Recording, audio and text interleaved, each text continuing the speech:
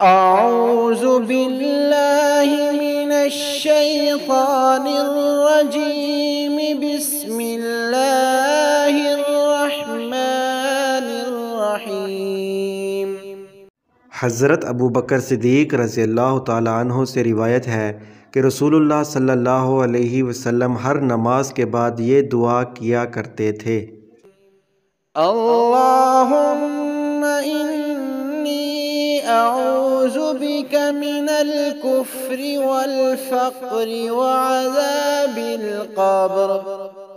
اللہم انی اعوذ بک من الکفر والفقر وعذاب القبر۔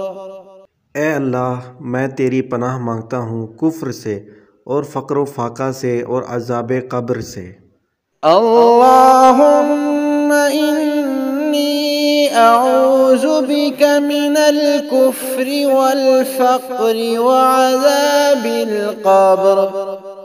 اللہم انی اعوذ بک من الکفر والفقر وعذاب القبر۔